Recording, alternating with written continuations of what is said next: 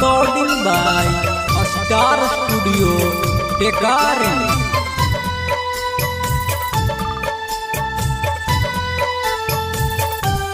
नेहवा फेसियल करा के कोचिंग मात है गे।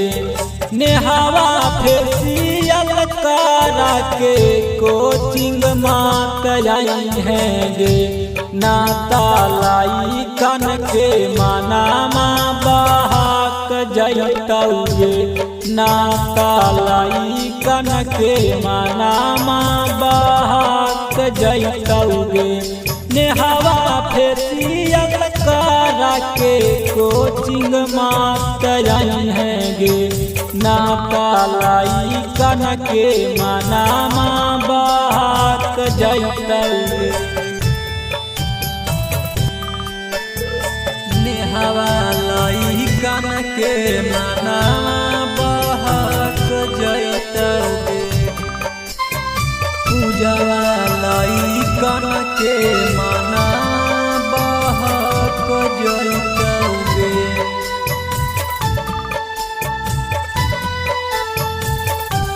पूजवा कजरा लगा के कोचिंग मात है गे। कजली कजरा लगा के कोचिंग मात है गे। नाता लाई कन के माना बहाक जयतौगे।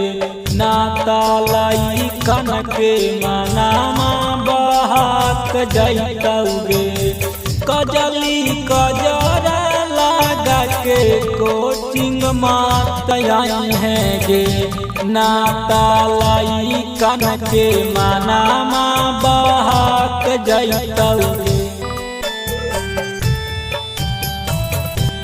पूजवा फेसियल करा के ट्यूशन मात है गे। नाता लाई कन के माना बहाक जयतौगे।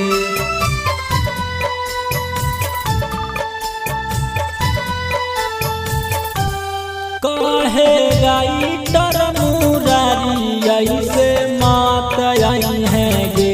कहे गायक त्रिपुरारी ऐसे मात है गे।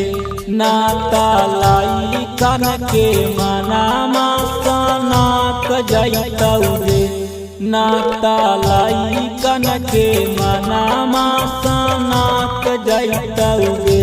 नेहवा फेसियल करा के कोचिंग मात है गे। नेहवा लाई कन के माना सनाक जयतौगे।